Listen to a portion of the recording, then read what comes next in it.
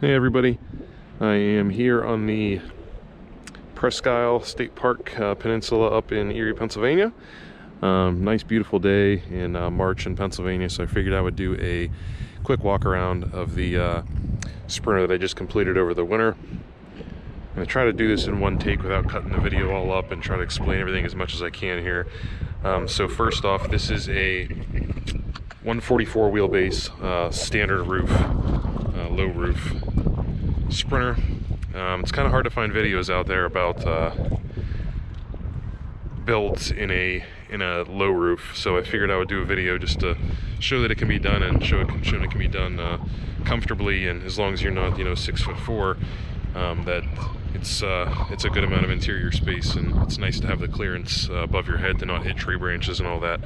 When I was searching for this van, I actually did narrow my searches down to low roofs, just for the fact that I wanted to be able to fit through drive-throughs and fit through tight spaces in areas where I didn't have to worry about the roof clearance. So as I said, this is a 2008 144 wheelbase Sprinter. It was a prior water service van. Very good condition. They maintained this van very, very well. I bought it from a girl who had a simple build in the inside. Like I said, maintained very well. The body on it's beautiful. Just give you a quick walk around here. Put some lights on the front. There's some off-road LED lights.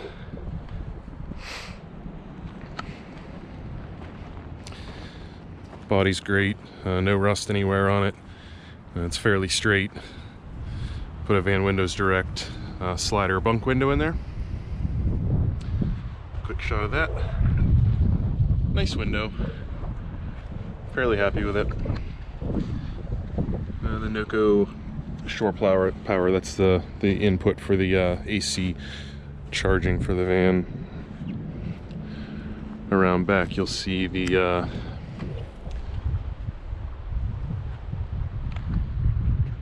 reverse camera there, and the integrated in the third brake light. Put a Reese hitch on it because we will be towing our jet skis with this van. It's one of the main reasons that we did the build, was to travel with the jet skis. As you can see, I'm right here on the shores of Lake Erie right now. Try to give you a quick shot of the solar on the roof here, see if I can get a shot.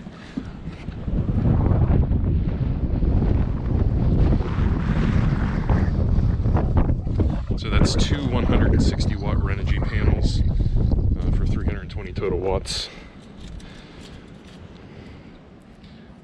So coming into the slider here of the van, I have a 55 quart Alpacol DC fridge, chest style fridge, and it's on 300-pound sliders here that lock. I've used these fridges in the past. I've always been very happy with them, so I decided to put one in this build as well.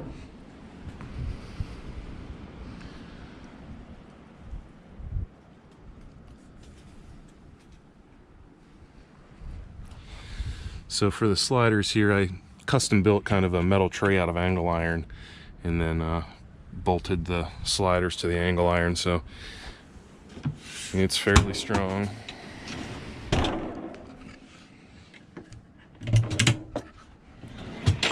Sorry, I'm trying to do this all one-handed. So I did put an outside table on as well. It's just a little hook here to keep the chain from rattling around too much, and it's just a simple little latch. Just unlatch that. It flips down just like that, gives you some outside table space.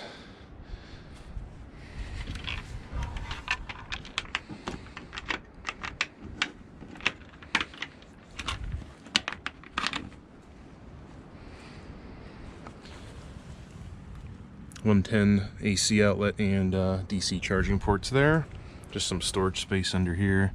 Have an axe and a snow brush, because it's Pennsylvania. Rubber mallet, stuff like that under there.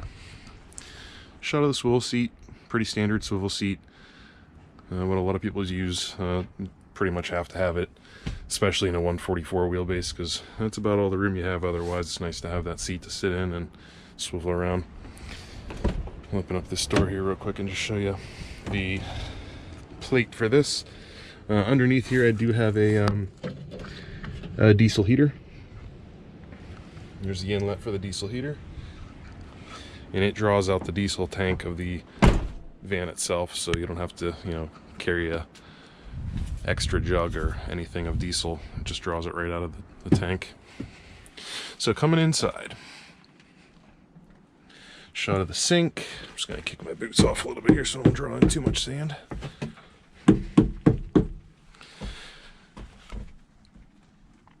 Standard style sink in here, fairly deep and big. I think it's 18 inches or so this way. Bought that off of Amazon. Quality on it's great. It's got a nice cutting board that removes. This was also from Amazon. Paper towel holder, spice rack, just some more storage. This is all butcher block. Front here, I did put a tip out on just for some extra storage. A good bit of storage for that little space. Just every square inch you can use, you might as well use. So coming into the sink area here, under the sink we have 2 6-gallon jerry cans. There's 2 more actually in the garage area. There's a Seaflow DC water pump. The sink drains, just like that. And these actually act as a P-trap, so you don't need to add a P-trap into the system. And then there's a quick connect on the gray water, which is a 5-gallon container for the gray water. So you can just quick connect that, take that out and dump it wherever you can dump it.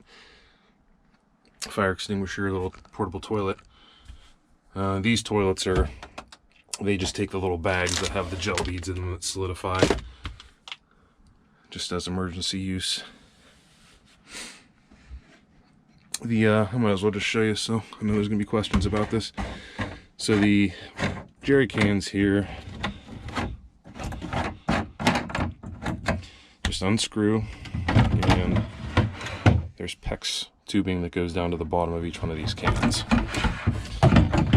And then, and I've seen some other people do this, but they just stick a hose through the cap here, and if you get into some bumpy roads or off-road areas or dirt roads or something, it's going to slosh water out the top of these. So I wanted something that was actually going to seal, and there's valves on these too, so you can select which one you want to use so you're not drawing air once you use all the water in there. And these just have the little catches on them here, keep them shut.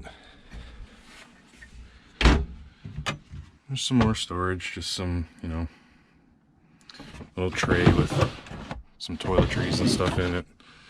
Pots and pans down here. There's a pass-through on the floor right here goes into the trunk or into the garage area, and I'll go to the back and show you here in a little bit. Most of this stuff is used as pantry storage. I like to be able to take these inside, fill them up with our whatever we're using for food, and just carry it right back out and stick them back in here, so you're not trying to pull things in and out of cabinetry all the time.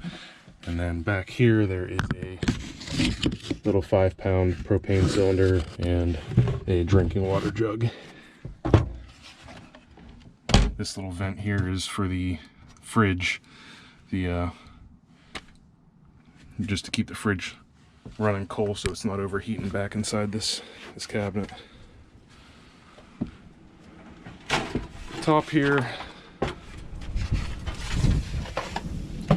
it's a shot of the Camp Lux 2-burner stainless stovetop, and it's also propane.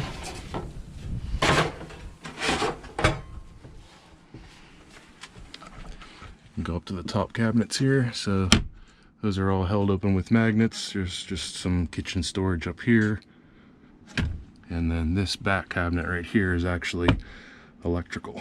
So starting over on the left side here, oops, there's a switch panel for the fridge fan and the water pump. Shows you the charge of the battery there, and then there's 2 DC outlets. That right here is a switch for the strip lighting that's underneath the cabinet there. And then there is let me see if I can get a shot of this without a reflection on it.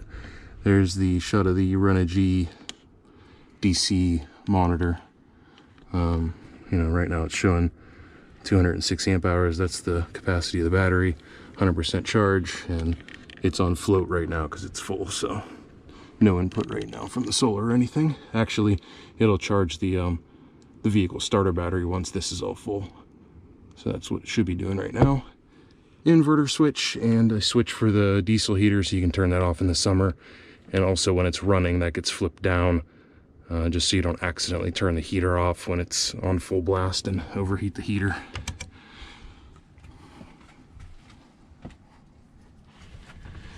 So the bed is a full-size bed. It's a standard full-size 5-inch memory foam mattress.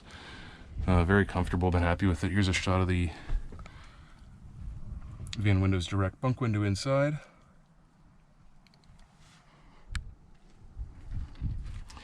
The bed is hinged right here. There's a little handle cut out. The bed's hinged, opens like this. Little wood tray in here that has some camp chairs, some towels, you know, fire starters, tent pegs, some paracord, all the general camping stuff. 2 things of Lynx levelers to level the van out whenever you get to where you're camping. And the start of the electrical system here. So there's a main switch and a DC system switch that the main switch will turn off the entire system and it's, you know, everything in its entirety. And then the DC system switch will shut off just the fuse panel for the DC system. Battery heater, there's actually a tank, water tank heater wrapped around the SOK battery. You shouldn't charge lithium batteries under freezing, so I wanted a way to be able to warm the battery up in cold temperatures so that I could, you know, have the battery accept a charge in the cold. Noco Genius shore power charger. It's an AC charger. Nice big bus bars here connecting everything together. Everything's on fuses and breakers.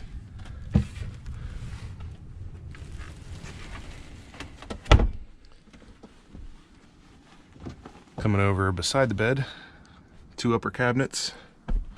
Nice big upper cabinets.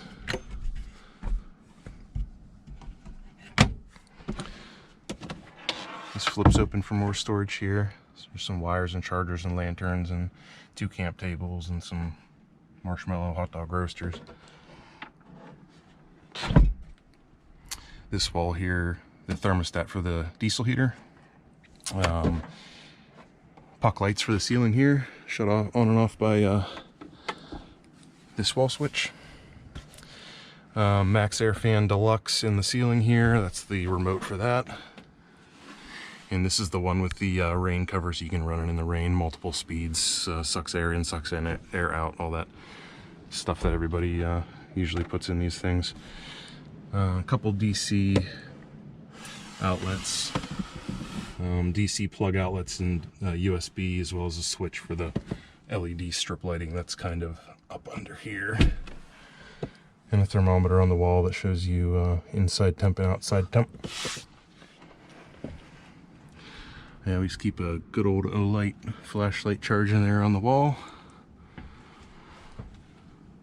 I'll step back here and just get a good shot of everything inside of here.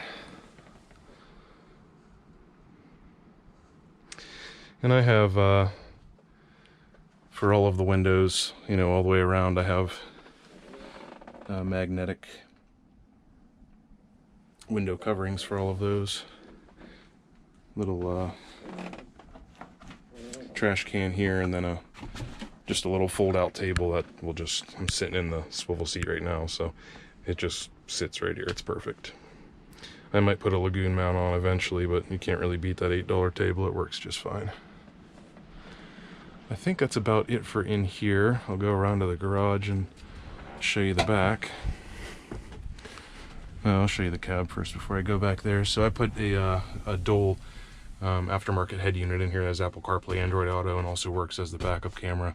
I've been really impressed with this this specific radio. It's a glass panel. It feels great. It works great. The Apple CarPlay works better than the factory Apple CarPlay in my truck, so I've been happy with the radio. And oh yeah, there's 2 more puck lights underneath the kitchen here, get turned on and off by this little switch right here. And it's windy, so everything's getting blown around.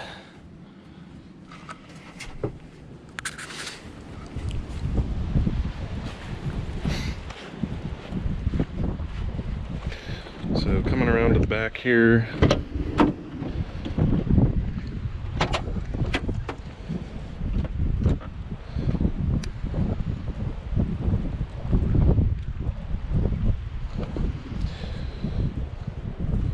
here's kind of an example of the window coverings I have with the magnets on the little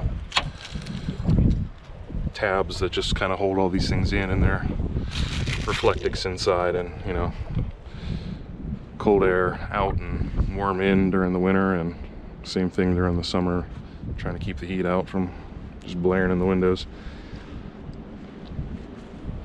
There's a Camp Lux, same company that makes the 2-burner propane stove inside. They make the hot water, on-demand hot water heater as well, runs off the propane. That and the stovetop are run into the 5-pound cylinder that's kind of up under there. You can access it from that little front hatch door that we were in earlier. And then there is a shower head right here that has a quick connect on it, and it just pops into here, and you start the water, and as soon as you start the water, it kicks on the hot water, and you have instant hot water.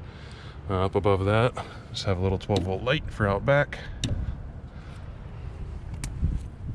There's some lighting right here as well for inside of here.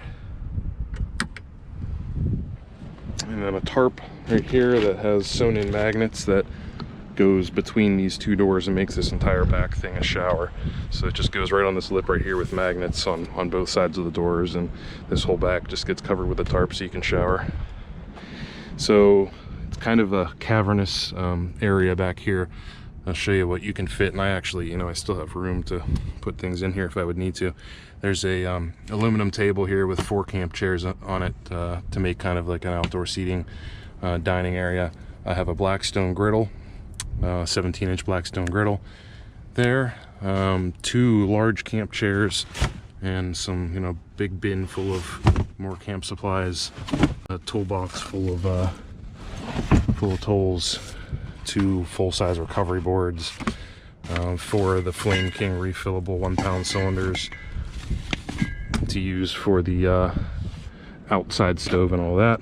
There's 2 things of firewood back here, some trekking poles, 2 more of the 6-gallon jugs you can swap out with the ones that are under the sink, and I just carry some first aid supplies and a nice paper recovery strap and all that. So tons of space back here. Rest of the electrical system, here's a shot of the fuse panel for the DC system with all the labels on it. There's a breaker for the solar. There's another breaker in front of there for the alternator charging. So we have the 206 amp hour SOK lithium battery right here. It's a metal case battery, completely serviceable. You can replace any of the cells that go bad. The quality's great on it. The customer service has been really good. I've been really happy with that SOK battery. You can kind of see the wires right here with the pad that goes down underneath it is the heater that was on the wall there. That's what that's for. It's just kind of stuck on there so that you can heat the battery up. 2000 watt Renogy inverter. It takes care of all your 110 power, AC power, and then this controls alternator charging as well as the solar input. So it's a DC-DC charger as well as MPPT solar charge controller. You know, status lights on it. Right now it has solar inputs blinking. The battery's fully charged, so it's green, and then the blue is the selector for the type of battery that you're using. It's set to blue for lithium. And that pretty much covers the electrical system.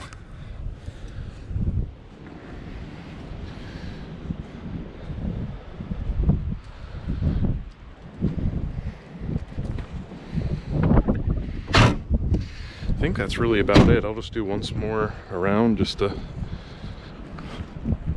shot of the van.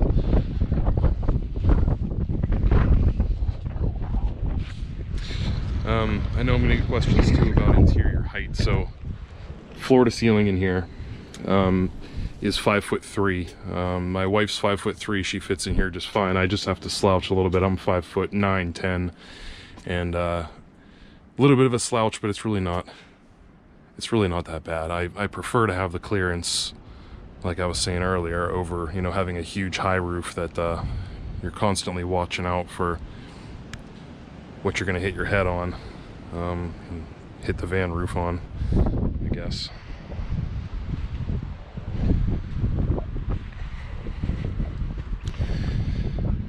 Maintenance has been great on it. Haven't had really any major issues. I did put an EGR in it whenever I got it. It was kind of dirtied up, and they should be replaced, you know, just for normal maintenance after about 60,000 miles or so. This has 66,000 on it, so I figured I'd just put an EGR in it. Actually helped a lot as far as driving performance goes. Noticed it right away. Also, there was a dealer service that was done on this before I purchased it. Right before I purchased it, the previous owner had a dealer service done, and they did an oil change, over tightened the oil drain plug and cracked the aluminum pan, so I had to put an oil pan in it. And obviously, you know, it wasn't their fault, they didn't do it, so they wouldn't help me with the replacement of that. But hey, that's what it is. No big deal. There's the outlet for the diesel heater there. Exhaust.